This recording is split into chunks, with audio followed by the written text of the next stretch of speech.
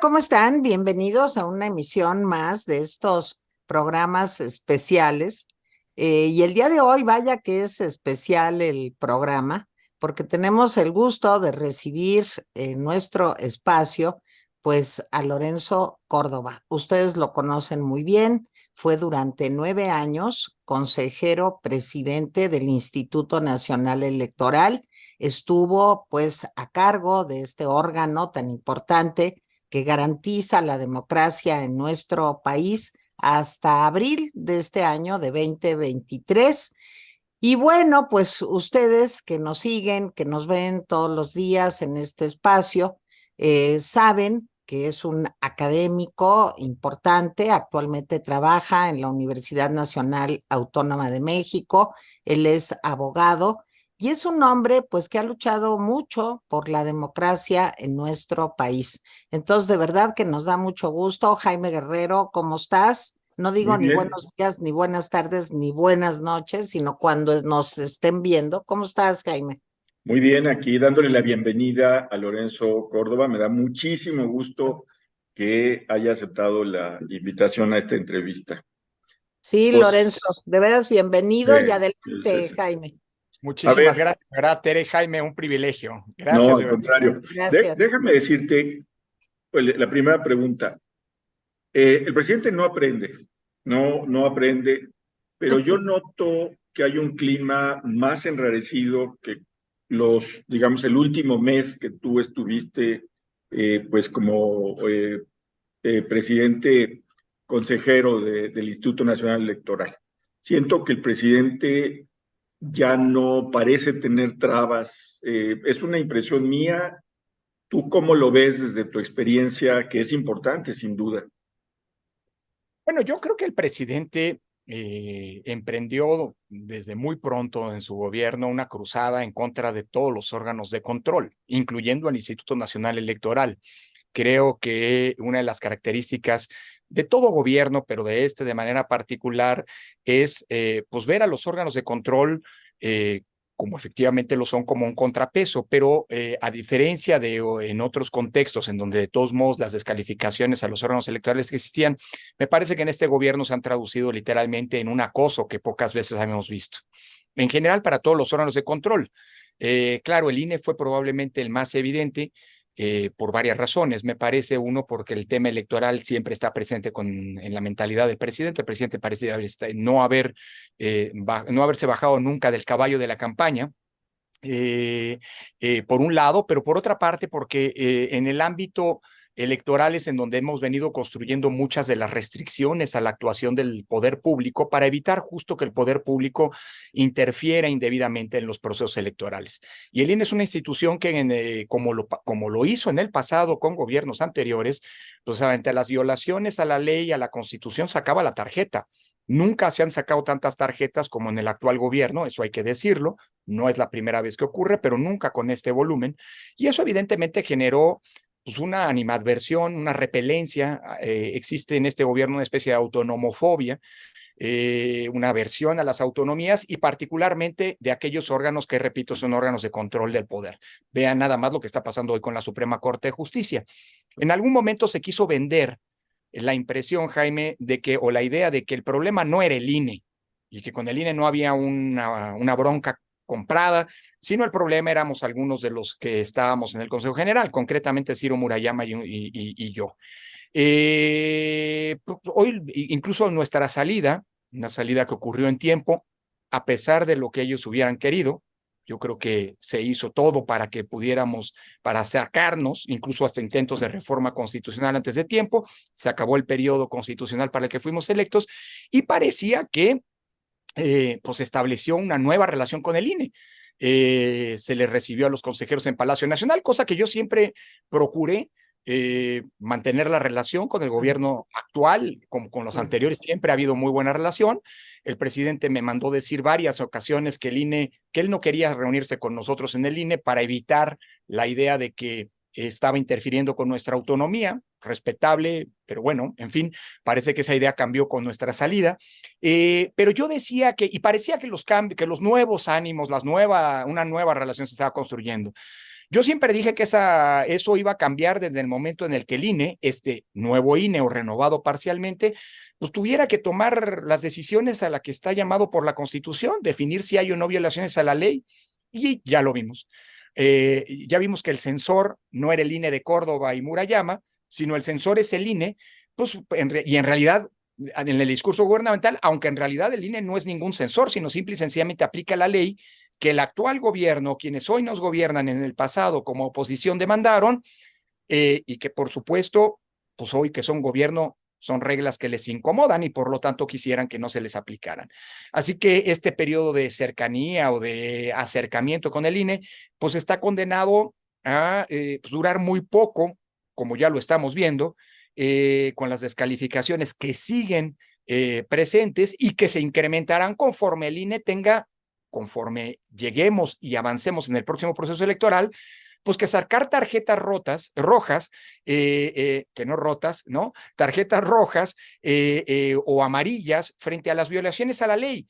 Yo entiendo que el poder y los violadores a la ley no quisieran que la autoridad cumpliera esa función arbitral, pero es la parte de la naturaleza del propio INE. Así que tarde o temprano lo que vamos a ver, me temo, son descalificaciones cada vez más furibundas, como ocurrieron en el pasado, frente a un INE que tendrá que ir demostrando, más allá, insisto, de su renovación, que sigue siendo una autoridad confiable para arbitrar la contienda electoral, como la del 24, que pinta además para ser muy, muy intensa, ¿no? ¿Sabes qué, Lorenzo? Me da alegría ver tu certeza de que el INE irá mostrando este respeto a la ley y esta defensa de las instituciones y de los procesos electorales. Me da alegría porque yo soy más desconfiada que tú. Y, Sí. y bueno, yo se lo comenté a Jaime aquí en el programa, lo he comentado muchas veces, de que a mí hay rasgos, señales que no me han gustado. Esto de que la presidenta Tadei se reuniera con el secretario de Gobernación, que después fueran a tomar ahí el té o no sé, desayunar con el presidente, en fin, mira, no es que piense yo que tiene que estar rota la relación, por Claro. supuesto que no, pero dado este tono, digamos, de falta de respeto a la ley del presidente, estos acercamientos a mí me meten mucho ruido. No, no sé cómo lo veas tú. No, a ver, sin duda, y también es cierto, hay que decirlo, que en el tono, el INE, luego de la renovación de 4 de los 11 espacios en el Consejo, parecerían haberse suavizado. De hecho, hasta parecen, digamos, parece que ha habido una condescendencia que a nadie le conviene respecto de la aplicación de la ley. Las decisiones de la Comisión de Quejas, que hoy hasta finales de este mes de agosto está integrada por 2 de los nuevos consejeros, y aunque sigue presidida por la consejera Claudia Zavala, que ha sido una enérgica aplicadora de los principios, bueno, parecería que efectivamente no solamente ha habido un cambio, una renovación, sino también un cambio de actitud. Mira, primer punto, yo creo que la Comisión de Quejas no es el INE, aunque actúa a nombre del INE. Segundo, el Tribunal Electoral ya les ha enmendado la plana varias veces, precisamente para evitar esa condescendencia.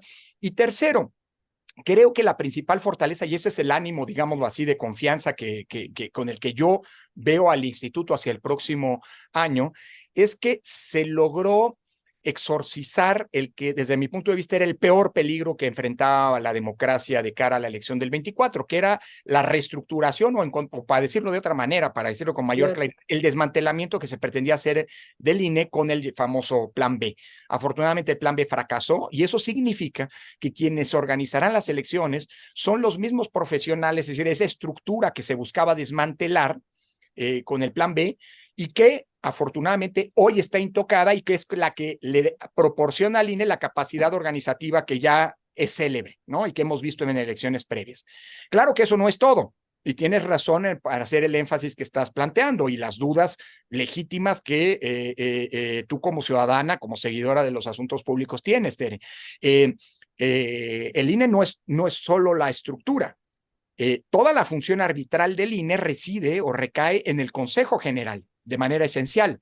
Y si tú tienes un Consejo General que no va a seguir esta lógica de aplicar puntualmente la ley, pues podemos tener problemas. Bueno, pero el Consejo General no se renovó todo. Hubo cambios sí en la presidencia, que es una pieza fundamental dentro del propio Consejo General, y tres consejerías más, pero 7 de las consejerías subsisten, están allí, son las que vienen de atrás y que han demostrado en otras ocasiones tener un empaque importante en la conducción del Instituto Nacional Electoral. Lo que hemos visto también en estos días ha sido cosas inéditas. La presidenta por primera vez en 25 años hizo una propuesta de un secretario ejecutivo, cosa que le corresponde por ley, que por primera vez le fue votada en contra por el Consejo. Antes, si no tenías los votos seguros, pues no llevabas la propuesta. Hoy ocurrió eso y la mayoría de los consejeros se la votaron en contra. Eso también habla de un momento de reacomodo dentro del propio INE, pero que del Consejo General, pero que se va a resolver, pues digamos, espero de la mejor manera y sobre todo con la confianza de que la gran mayoría de los consejeros ya han pasado por el test, digámoslo así, de integridad y de plena autonomía que han demostrado en el pasado, porque vienen de antes. Ahora, yo tampoco quiero, o sea, no creo que la llegada del Guadalupe Tadei implique un cambio en el INE, pues cambiarán algunas cosas, los modos, etcétera. Y creo que este es un periodo de asentamiento. Ahora, yo creo que al INE, Tere, y esto, la confianza que yo expreso en el instituto no significa confianza ciega, no significa un cheque en blanco. Y yo creo que al INE no hay que darle un cheque en blanco como jamás se le dio. A nosotros cuando estuvimos ahí se nos generó un contexto de exigencia muy importante. A la autoridad electoral hay que respaldarla, pero hay que exigirle. Hay que criticarla cuando haya que criticarla, como se hizo con nosotros, Tere. Y creo que eso fue muy importante precisamente para poder tener, digámoslo así, una presión de todos lados. A la autoridad electoral se le presiona. Y quien te diga, y en ocasiones escuché, no, al INE jamás ha recibido presiones o este nuevo INE no ha recibido presiones. Cuando escuchemos eso, empecemos a dudar, porque al INE siempre se le ha presionado y siempre se le va a presionar. Es el árbitro de la contienda política. Los partidos, los gobiernos siempre van a ejercer presiones más veladas que en otras ocasiones, pero siempre van a existir. Y desde ese punto de vista, lo que como sociedad tenemos que hacer es generarle al INE una presión, ese contexto de exigencia al que hace referencia, para que por lo menos las presiones no vengan solo de un lado, porque entonces va a ser más fácil que se escore el barco. Así que al INE hay que darle un voto de confianza, pero que no es un cheque en blanco. Y cuando el INE haga las cosas mal, hay decisiones que son criticables y que se han criticado afortunadamente públicamente, pues estaremos generando ese contexto de exigencia para ayudarle al INE a salir adelante. Ahora, certezas de que este INE no va a claudicar, pues tampoco las podemos tener. Y mal haríamos en pretenderlas. Hay que confiar en la estructura del INE, hay que confiar en los consejeros del INE que han aplicado reiteradamente la ley, pero cuando dejen de hacerlo, hay que exigirles y hay que señalarlo. Una cosa, esa es la mejor manera de defender al INE. Una cosa es defenderlo y otra cosa es ser indolente frente a eventuales conductas que resulten inaceptables, ¿no? Porque pueden vulnerar la conducción de la contienda política. Sí, fíjate que ahorita que estabas hablando, ¿cómo será que se deterioró la relación entre el presidente y los órganos autónomos? Que una cosa que debería ser normal en toda democracia, que se reúnan los consejeros con el presidente, oigan, ¿cómo están? ¿Cómo la ven? Etcétera. Díganos qué se puede hacer, qué no se puede hacer. Que fuera la presidenta a recibir al secretario de Gobernación. O sea, cosas que pasaron antes y que nadie decía, es que Lorenzo se fue a hacer acuerdos. No, pero llegó el momento en que el presidente, echó a perder tanto la relación que, como dice Tere, o sea, mira, los consejeros se fueron a Palacio Nacional cuando debería ser normal. Aquí dices una cosa que me parece muy interesante. Hoy oía yo, bueno, leía yo que Claudia Zavala dice que el presidente es un reincidente Sí. y que una y otra vez le han dicho. La cosa es que el presidente no ceja, no ceja. Ayer mismo en Nuevo León habló de las candidaturas con una intención, desde luego, las candidaturas de Movimiento Ciudadano. O sea, ahí fue como una rolita, pero violando la ley, porque él no puede estar candidateando a nadie. Entonces, ¿hasta dónde puede llegar los consejeros nuevos, a los que todo el mundo ve con sospecha, van a estar obligados cada vez más a cumplir la ley? Ya la misma comisión de quejas ha votado por unanimidad decir el presidente es un residente y no debe hacer esto. O sea, ya ni siquiera tienen ese espacio. Pero ¿hasta dónde puede llegar esto? ¿Hasta dónde puede llegar legalmente que el presidente siga interviniendo en elecciones? Mira, es una cosa muy delicada porque se está jugando no solamente al límite, sino claramente en fuera de lugar, en offside, en una zona ilícita. Y que el presidente luego intente, ay, bueno, es la última vez que lo voy a decir, y no vuelvo a hablar de elecciones porque el INE me regaña o me censura o lo que tú quieras, pero siga hablando. Habla de alguien, de un funcionario que no solamente no está dispuesto, que no tiene un compromiso con la legalidad, pero eso ya lo sabíamos, ¿no? Él es el presidente del no me vengan con que la ley es la ley. Así es. Sino además es un presidente que no va a tener ningún empacho en violar las reglas del juego democrático que él como oposición exigió como condición de elecciones libres y justas. Eso hay que asumirlo. El punto es qué va a hacer la autoridad electoral. Y sí, claro, a ver, digamos, ha habido ciertas decisiones que han sido cuestionadas y que incluso me atrevo a decir son cuestionables, porque no solamente, digamos, a ver, el INE depende para poder hacer su trabajo de la confianza pública. El hecho de que la gente haya salido masivamente a defender al INE en los meses pasados no es un hecho fortuito. Es la mejor expresión de que el INE logró construir esa confianza pública que llevó a miles de ciudadanos a decir el INE no se toca. Dicho eso, esa confianza la construyes todos los días con hechos, la construyes con un discurso, la construyes con actos, digámoslo así, que te vayan mostrando públicamente como una autoridad que no tiene no solo ningún empacho en mantener la legalidad, sino tampoco en, eventualmente, con toda puntualidad, señalar cuando algún actor político viola esa legalidad. Y hay datos que llaman la atención, que no abonan en ese sentido. Hubo una reunión de los consejeros con los gobernadores. Pues qué bueno, eso suele haber. De hecho, siempre ha habido. Tere, tú te acordarás, desde la época de Pepe Boldenberg, siempre que ha habido una elección, ha habido reuniones con los gobernadores. Claro. Cuando yo fui presidente del INE, siempre tuvimos reuniones con la CONAGO. Nada más que esas reuniones, primero, siempre fueron públicas. Segundo, fueron con todos los gobernadores y no nada más con los del partido gobernante. Y tercero, pues se procuraba no encerrar a la prensa, digamos, porque alguien puede levantar sospechas. Esto yo no estoy diciendo que esté mal per se, pero sí genera una imagen de duda, claro, de crítica que no abona en esa construcción de la confianza.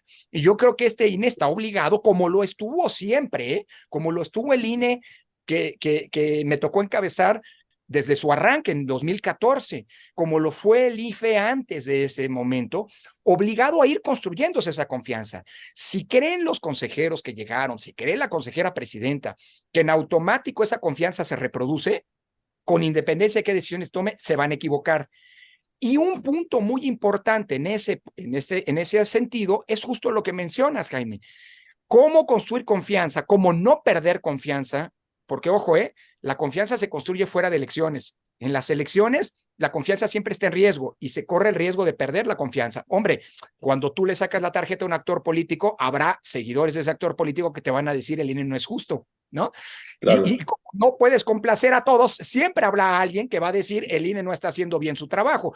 Cuidado, los momentos más delicados en donde la confianza suele perderse, y si haces bien el trabajo, al final del día la consolidarás y la reafirmarás, son en las elecciones. Esos son los momentos más delicados del INE. Por eso el INE tiene que estar preparándose todo el tiempo, incluso fuera de elecciones, construyendo esa confianza, ese bagaje, esa reserva de confianza que va a ser indispensable para poder conducir los procesos electorales cuando estos lleguen de la mejor manera. Entonces, yo te diría, el principal problema para la confianza del INE, y hoy lo estamos viendo, las dudas que tú mencionabas, Tere, son legítimas y tienen que ver con eso, es cómo van a comportarse en la aplicación de la ley frente a un actor que es, bueno, autor de las leyes que hoy tenemos, que ya no le gustan, y que es un contumaz violador de la ley de la Constitución, sin empacho. Y lo peor del asunto es que lo va a seguir haciendo. Y es un desafío permanente. Así que las autoridades tendrán que ser, creo que muy severas, muy serias, muy contundentes, en su trabajo de aplicar la ley y de si al final de esta historia resulta que el presidente no violó decenas, sino centenares de veces la Constitución, hay que decirlo.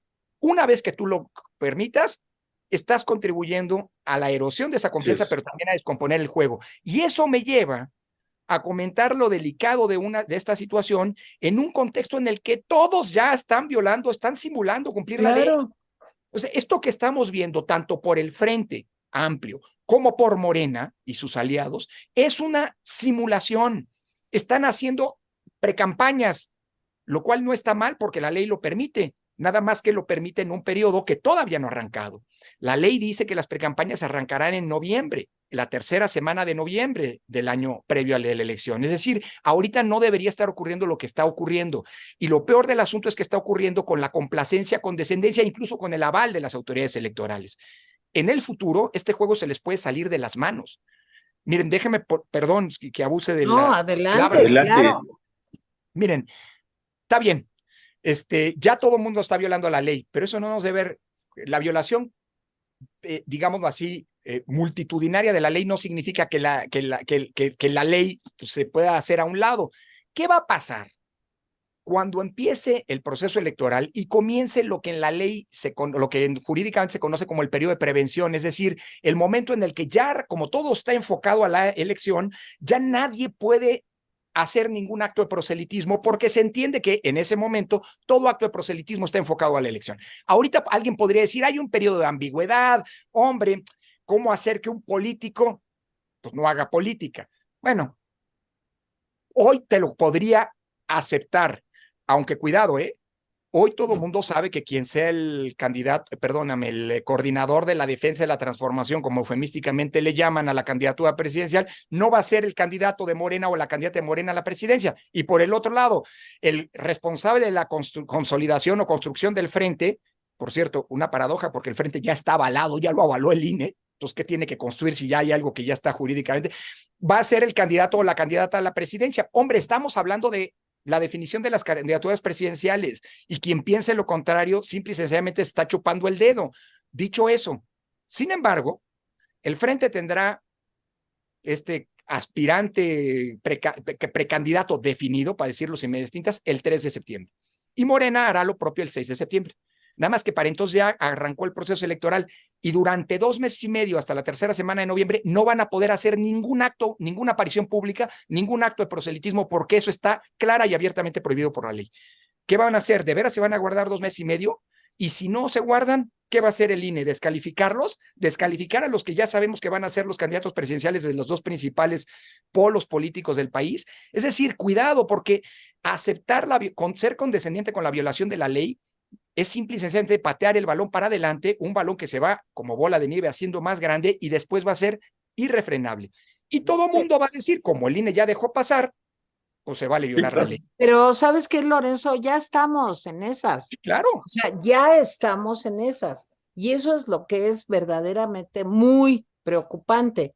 Ahora, yo lo que siento también, y Jaime y yo lo hemos vivido, pues desde la época de democracia social, donde estábamos ahí como oposición, y ahora en este espacio periodístico y en el seguimiento que le damos a esto, pues es que el INE, yo sé que no debe de tener dientes, pero le hacen falta, porque cuando realmente las sanciones, pues que bajen la mañanera del 4 y del 5 de junio.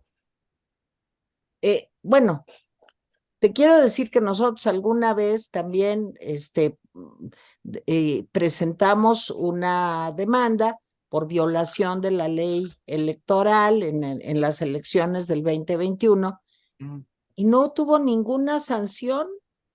Sí. Entonces, tú puedes levantar la voz, puedes decir, puedes hacer una manifestación como la maravillosa, las dos, de no se toca el INE, pero ¿cuáles son las sanciones? No hay sanciones.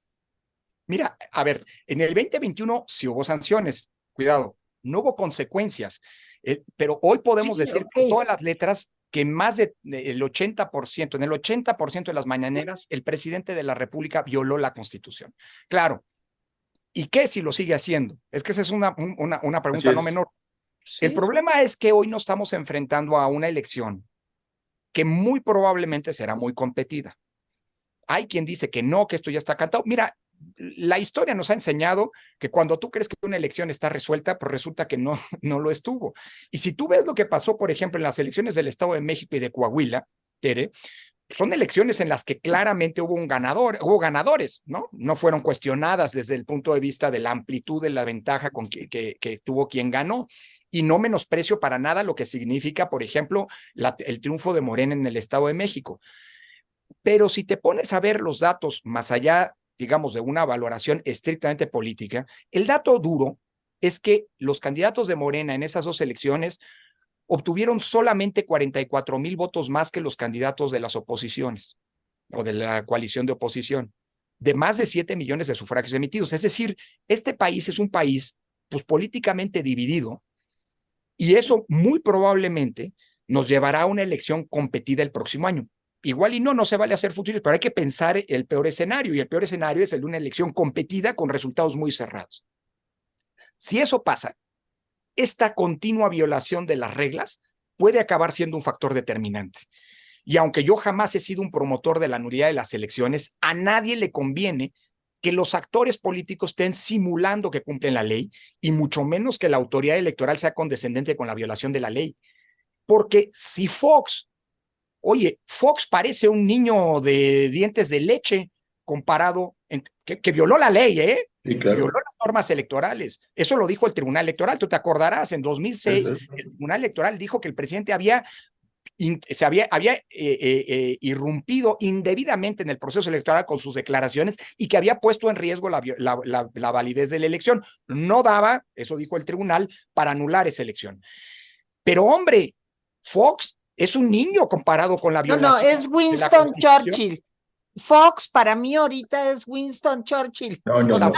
Tampoco exageremos, Tere, no exageremos. pero bueno, porque tampoco está ayudando mucho hoy, pero bueno, no importa. Lo que te quiero decir, y ese es el punto, es que hoy estamos frente a una violación contumaz con una diferencia. Las reglas que hoy tenemos no las teníamos en la época de Fox, lo que no significa que la actuación de Fox haya sido lícita. O sea, Fox se equivocó y Fox puso en riesgo la elección. Después tuvimos estas reglas. Ahora ya con estas reglas que son mucho más restrictivas, lo que estamos teniendo es una violación sistemática de la ley. A nadie le conviene. ¿Por qué? Porque los actores políticos, todos, cuando tienen una elección cerrada, siempre hacen lo mismo. Impugnan y descalifican los resultados.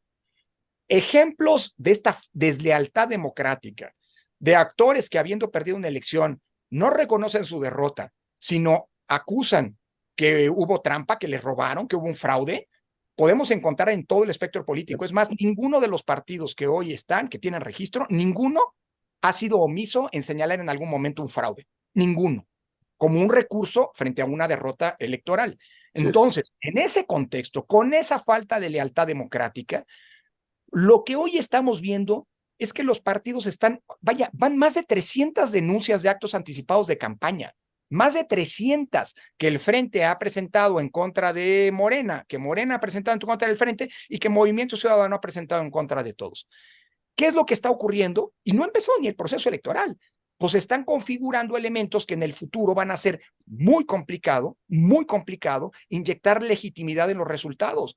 Porque quien pierda va con todos los elementos a decir es que estamos frente a la elección más cochina de la historia, en donde más se ha violado la ley. Eso es algo bien delicado, Tere, y algo que los actores políticos o están viendo y a propósito juegan este juego desleal, o pues nos va a generar un problema no menor, y por eso las autoridades electorales deberían ser, desde mi punto de vista, mucho más severas.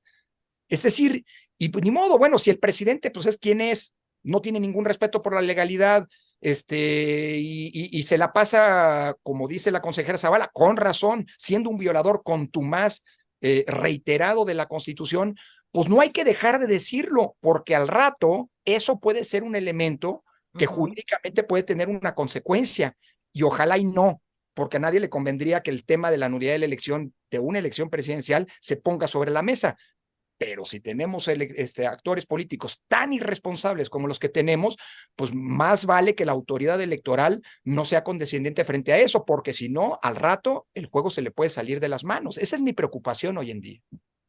Pero vemos a un INE. Mira, las presiones indudablemente afectan el funcionamiento de las instituciones autónomas. Sería iluso pensar que son invulnerables, ¿no? O sea, lo mismo, cuando el presidente ataca a la Suprema Corte de Justicia, pues hay muchas cosas que se mueven ahí adentro, ¿no? Tanto a favor como en contra. Digo, el presidente considera que quien él manda tiene que ser leal a toda prueba a él, no al gobierno, a él. Sí. Ya viste que dos de los ministros son los traidores a su proyecto porque no votan a favor de él. Habiéndolos propuesto él. Y los propuso él, claro, sí. En fin, en ese sentido, yo tengo la impresión de que el INE, en esta última etapa, en esta etapa reciente, está sufriendo, por un lado, el embate presidencial, o sea, la presión del presidente, por un lado. Por otro lado, la presión de los partidos, porque en efecto todo el mundo está contra los otros. Lo que está viéndose en las calles, todos estos anuncios espectaculares, las bardas, etcétera, y que se zafan con la idea de, pues, quién sabe quién los puso. O fue el editorial, o que eso no debería ser pues, una justificación, pero lo está haciendo.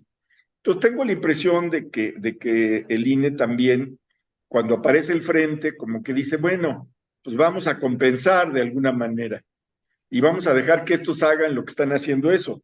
Pero tú lo acabas de decir con mucha claridad y nosotros lo hemos dicho en este programa. Estamos viendo una simulación de unos que se sienten buenos y de otros que decimos que son malos. Y la óptica depende de dónde estás parado, por supuesto. Sí, si estás parado en Palacio Nacional, pues los buenos son ellos. Si estás parado afuera, pues los buenos somos nosotros. En fin, pero esa simulación, yo creo que va directo a un choque, Lorenzo. O sea, yo ya no veo la manera de evitar ese choque. Y cuando el INE diga, fulano no puede ser candidato porque violó la ley, porque es esto y porque es esto, la pregunta que me queda es, ¿tendrá suficiente poder el INE para que ese personaje no sea candidato o para anular la elección? Porque estamos hablando de un presidente que está dispuesto o parece estar dispuesto a todo, Lorenzo. Sin lugar a dudas. A ver, y ese es un momento muy delicado a la vida del país, porque hasta ahora tú habías tenido presidentes cuya lealtad democrática podrías cuestionarla o no, o dudarla, ponerla en duda. Lo que sí es cierto es que nunca había habido un presidente que pudiera colocarse en una situación de decir, bueno, ¿qué haya dicho? El desparpajo es tal que nadie había dicho, por lo menos, o sea, digamos, se violaba la ley, pero no se decía, con este desparpajo no me vengan con que la ley es la ley. Es decir, estamos en un contexto distinto. Y eso es bien delicado porque podemos tener una elección muy estrecha, con resultados muy estrechos, en donde se van a poner a prueba naturalmente y de manera mucho mayor que en los tiempos recientes, pues la robustez de nuestra democracia. Dicho lo anterior, por eso yo digo que el INE y el Tribunal Electoral, desde el primer momento, frente al primer acto simulado, frente a la primera formalización, porque eso es lo peor del asunto. Mira, en el pasado, pues a los políticos les da por escribir libros, quién sabe por qué, y a las editoriales publicárselos justo antes de las elecciones. Tenemos unos políticos que son prácticamente unos analfabetas, pero les da, uy, de repente, la vena literaria se les da, ¿no? Entonces, el libro con mi proyecto de nación y el libro con mi no sé cuánto. Bueno, eso ya ha ocurrido, pero nunca habíamos estado en un escenario de formalización del proselitismo como ahora. Hay un acuerdo de Morena que regula este proceso en el que están metidos. El Frente es una institución legalmente, con registro legal, con un procedimiento que está incluso registrado frente al INE. Es decir, lo que hoy estamos viviendo ya está avalado por las autoridades electorales. Por eso yo digo que lo ideal habría sido que el INE hubiera dicho, a ver, señores, puede ser odiosa y roñosa en muchos sentidos la legislación, pero la legislación que ustedes hicieron, no que hizo el INE, dice que las precampañas arrancan la tercera semana de noviembre. Claro. No que vengan a querer meter el dedo en la boca. Dicho lo anterior, ya no lo hicieron. Bueno, por lo menos, dado que se los mandató el tribunal, hicieron una serie de lineamientos que, pues me temo que van a estar incumpliendo de manera recurrente. O sea, vimos a un aspirante de Morena decir, no, bueno, yo ya me deslindé de la propaganda, y si no la quitan, pues esa es la autoridad es la que la tiene que quitar. A Chihuahua, ¿de cuándo acá? ¿De cuándo acá el INE baja? Puede ordenar bajar, pero el INE no es el que va con sus trabajadores a bajar la. Es más, cuando ha tenido que mandarse eso, también se sanciona porque hay alguien que se está beneficiando y no basta el mero deslinde, ¿eh? Hay alguien que se beneficia teniendo su carota ahí en los espectaculares a lo largo y ancho del país. Pues sí, pues digo, ay, no, pero no, no lo sus carotas, son de porque todos Testra le han entrado. y de Sí. todos, en efecto, Ahora, dices. Entonces, sí es bien delicado eso, porque el juego se puede salir bajo control. Creo que todavía no estamos en esa circunstancia, pero evidentemente la autoridad electoral tiene que mostrar los dientes legales que tiene y tiene que haber consecuencias. Y ni modo, ¿eh? Mira, eso va a tener, te puedo decir en carne propia, les puedo decir en carne propia, lo que significa tener que tomar decisiones de aplicar la ley porque se ha violado la ley. A mí me amenazaron con ir a visitarme un personaje particular que luego no pudo ser candidato a gobernador de su, ¿no? Que había violado la ley, se le aplicó la ley, se le negó la candidatura y, pues bueno, amenazaron con ir a mi casa. Todo tiene consecuencias y yo confío en que en el INE tengan suficiente empaque para aguantar lo que van a hacer amenazas y amedrentamiento para doblar a la autoridad por parte de quienes son violadores de la propia ley. Ni modo, quien viola la ley y eso tiene consecuencias. De otra manera, esto se vuelve tierra de nadie. Tierra del que tenga más poder, del que tenga más capacidad, y la autoridad electoral se ve nulificada. Eso sí no le conviene a nadie, porque ¿saben qué?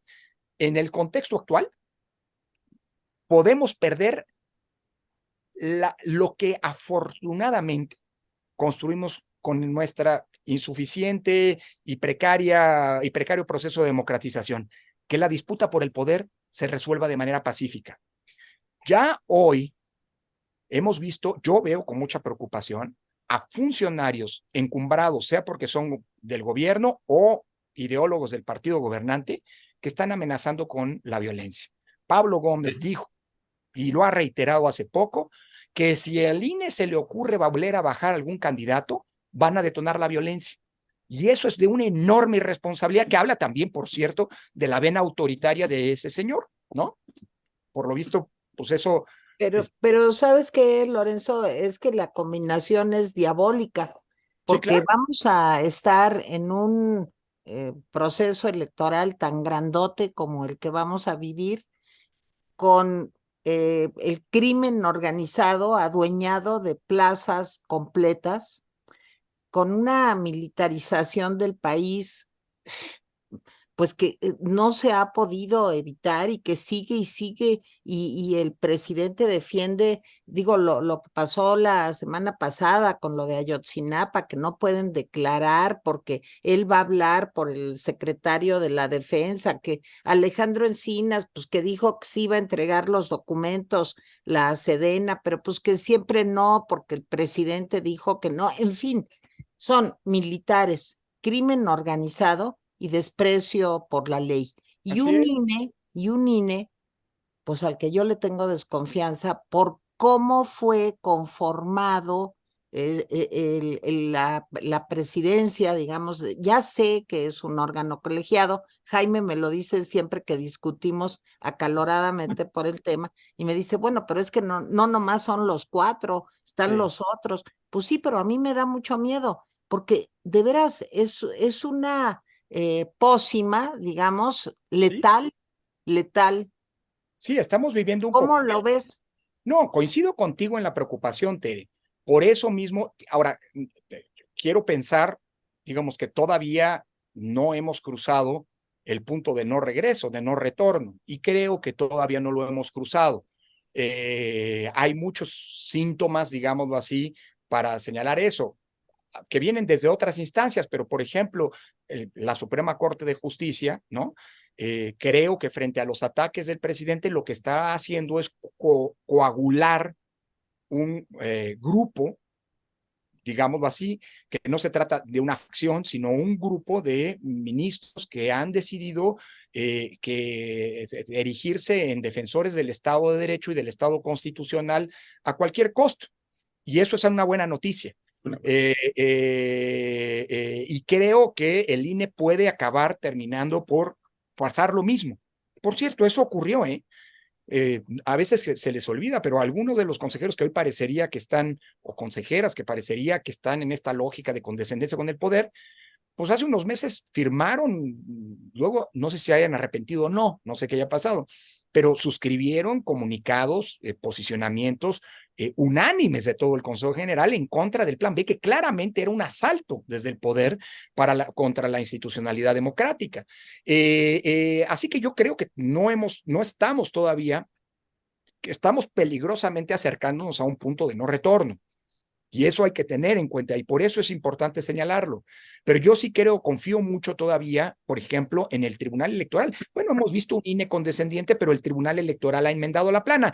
Insisto, no estamos en un mal escenario. Lo ideal habría sido que desde el principio se dijera, esto es simulación, señores. Frente, espérate a noviembre. Morena, espérate a noviembre y jueguen conforme a las reglas, por favor. Y todo lo que ocurra ahora no se va a permitir. Bueno, ya se permitió, pero por lo menos existen ciertas reglas que se están, espero, regulando. Y hay de aquel que viole las reglas de fiscalización, que no reporte, porque esas son causales para eventualmente negar el registro. Esto va a meter mucha tensión en el escenario electoral, sin lugar a dudas. Lo decía ahora Jaime. ¿Qué va a hacer el presidente si de repente resulta que pues alguno de los que a él le gustaría ver en la boleta, pues resulta que no puede estar porque violó la ley? Pues ya sabemos cómo reacciona, ¿no? Va a decir que la voluntad del pueblo se está tergiversando y qué sé yo, digamos, ¿no? Pero bueno, ni modo, esos son los riesgos en los que estamos viviendo. Creo que por un lado tampoco hay que caer en un catastrofismo de decir esto ya se echó a perder, porque entonces ahí sí es un sálvese quien pueda, ¿no? O sea, sí, claro. Espacios como este dejarían de tener sentido, ¿no? Y deberíamos estar encendiendo las alertas para que nos subamos a los botes salvavidas. Yo creo que no hay que hacer eso y creo que sería irresponsable plantearlo, pero sí, evidentemente, igual de irresponsable sería decir, ay, no pasa nada, no va a pasar nada. No, cuidado, cuidado. Estamos lidiando con actores que no tienen ningún tipo de compromiso democrático. Yo creo que así como la irresponsabilidad que vimos en 2020-2021 en los Estados Unidos por parte del presidente Trump, sí, o la irresponsabilidad y la falta de lealtad democrática que vimos el año pasado en Brasil por parte del presidente Bolsonaro, esas mismas condiciones podrían ocurrirnos acá, O sea, puede ocurrir que si no le gustan los resultados al poder actual, haya una convocatoria como la de Trump a asaltar el Capitolio, pues, o como la de Bolsonaro a asaltar la Plaza de los Tres Poderes, pues eso podría pasarnos. ¿En qué debemos trabajar? En desde ahora alertar el punto. Si en algún momento, en virtud de las decisiones que tome la autoridad electoral, que no le gusten al poder, empieza a construirse, y yo digo que no vamos a tardar, por cierto, el discurso de que puede o que va a haber un fraude o que puede haber un fraude en el 24, desde ahorita todos los que tenemos un compromiso democrático hay que salir a decir, es una mentira. Si algo hemos trabajado en México es para que no haya fraudes. Por eso se han dado los niveles de alternancia, por cierto, de los que quienes hoy nos gobiernan han sido no los únicos, pero sí los principales beneficiarios. El sistema electoral no permite fraudes, el que tenemos. Qué bueno que no se cambió, porque si lo hubiéramos cambiado se habría abierto la puerta para que desde el poder se hiciera fraude. Entonces, hay que empezar a decir y desmontar eso, Tere. Yo creo que, insisto, menospreciar el riesgo no nos va a servir para nada, porque nos va a implicar bajar la guardia y ser corresponsables de lo que puede pasar.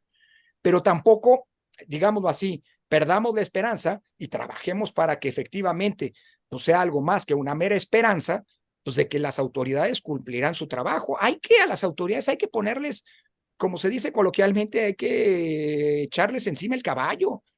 Insisto, es mucho más fácil para el INE, te lo digo con experiencia propia, cumplir tu trabajo de autoridad y señalarle al poder o a los partidos que están violando la ley, es decir, hacer tu trabajo, si sabes que tienes el respaldo ciudadano, a que si no lo tienes. Es decir, presiones de aquel lado las hay. Pues más vale generar una presión y un contexto de exigencia que señale con mucha responsabilidad cuando se estén equivocando o estén dejando de hacer su trabajo, pues para generarles también pues, un contrapeso, digámoslo así, al embate que desde el poder hoy están sufriendo y van a seguir sufriendo cada vez de manera más violenta, cada vez de manera más intensa y cada vez de manera más burda, me temo. Yo de acuerdo contigo, tengo un respaldo crítico al INE. O sea, yo creo que hay que respaldar a la institución. Y te voy a decir algo que seguramente van a decir que soy demasiado optimista, pero, por ejemplo, la consejera Tadei, que tiene tantas relaciones familiares con gente de la 4T, pero también tiene décadas de experiencia en el cumplimiento de las leyes electorales, y no solamente ella. Yo creo que llegado el caso, pues ellos mismos, si esperaban una actitud más flexible del presidente, se van a encontrar con la sorpresa de que les está pidiendo lealtad al 100%, sumisión, diría yo, sumisión completa. Y en ese momento, pues el asunto se va a poner. Pues yo quisiera hacerte una última pregunta y agradeciéndote, pues sí, tu tiempo y tus conocimientos. A ver, ¿hay marco legal para que el INE pida la destitución del presidente de la República por sus continuas violaciones a la ley electoral? La destitución como tal no, pero podría eventualmente plantear a la Cámara, de hecho lo hace, digámoslo así, un pronunciamiento por su conducta inconstitucional. Claro, la Cámara tiene una mayoría predefinida y no tendría mucha solución, pero ya el solo hecho de que el presidente sea advertido por la autoridad electoral, falta, ¿eh? Hasta ahora ha sido una sola voz la que ha dicho que el presidente es un reiterado y contumaz violador de la Constitución. Pero cuando el Consejo eventualmente lo diga, el costo para el propio presidente se va a incrementar. Claro, el presidente va a estar feliz porque sabemos a lo que le juega. El presidente le encanta la idea de que el INE lo vaya a sancionar, porque eso le va a dar pues parque en esta perversa lógica de polarización en la que nos ha metido. Pero yo creo que la autoridad electoral no debe cejar en ese punto, y sobre todo si tiene el respaldo del Tribunal Electoral. Es decir, cuando la institucionalidad electoral tiene todo camina conjuntamente para trabajar para que no se viole la ley, pues hombre, se generan contextos de existencia muy virtuosos. Y a pesar de todo, yo diría algo, enfrente de todo esto, no hay que olvidarnos que está la ciudadanía. Y la ciudadanía cada vez está más consciente, sí, muy polarizada lamentablemente, pero cada vez más consciente. Los señalamientos de que el presidente estaba violando la ley en el 2021, pues yo creo que incidieron en el ánimo de muchos para salir y votar y decir, híjole, aquí está pasando algo malo y no me gusta que esté pasando esto. Al final del día de eso se trata la democracia. Las autoridades electorales, sin embargo, sí tienen que hacer su trabajo. Y creo que las elecciones también, no hay que olvidarlo, son un poderosísimo mecanismo de rendición de cuentas en donde los ciudadanos ya no solamente votamos para elegir a nuestros representantes y gobernantes, sino también para premiar y castigar buenas o malas gestiones públicas. Yo te diría una cosa más, Jaime, pero al INE hay que ayudarlo en ese sentido. Y la mejor manera de ayudarlo es no solamente darle seguimiento a estas decisiones, que son decisiones, digámoslo así, con impacto político, las del arbitraje electoral.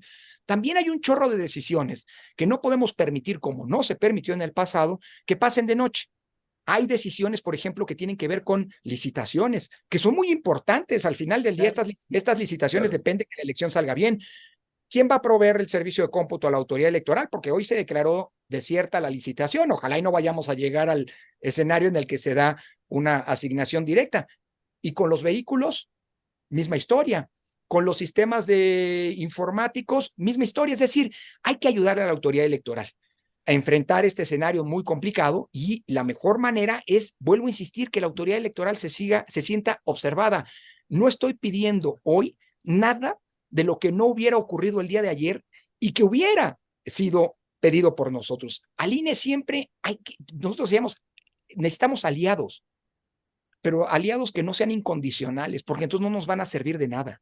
Necesitamos gente que nos acompañe en la toma de las decisiones, pero también gente que nos exija cuando estemos haciendo mal nuestra chamba.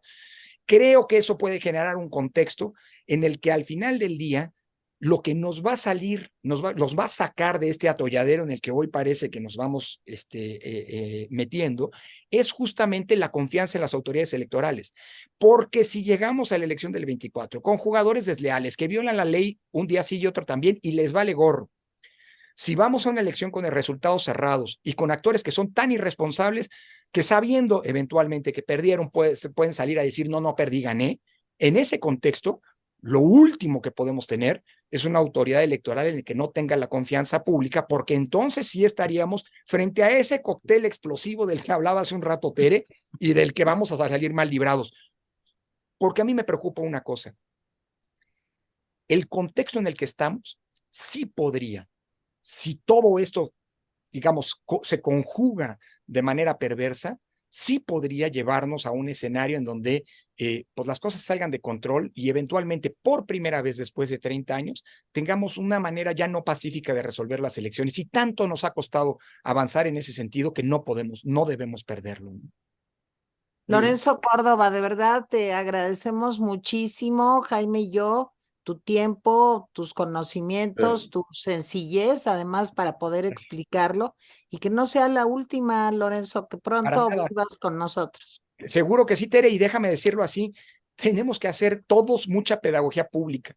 Son elecciones, están pasando cosas muy, muy, muy difíciles de entender. Así que la verdad, cuenten conmigo y mil gracias por la oportunidad de estar en este espacio que es privilegiado, no solamente por quienes la conducen, a quienes quiero, los quiero y los respeto mucho, sino además porque es una manera de ayudar a esta explicación que tendrá que hacer el INE, tendrá que hacer el tribunal, pero en la medida que le ayudemos va a ser mucho mejor, ¿no?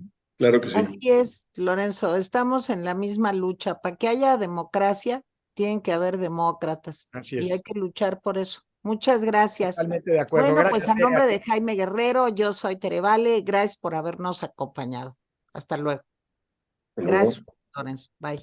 Al contrario, Tere, Jaime, un abrazo muy fuerte y estamos en contacto cuando digan. Claro que sí, muchas gracias. Sí. Gracias por la paciencia, porque la salida del INE sí fue atropellada y encontrar ya los espacios. No entendemos. Tarde, no pero estamos preocupes. ahí en contacto. Claro que sí. Muchas gracias. Mucho, chao. Bye.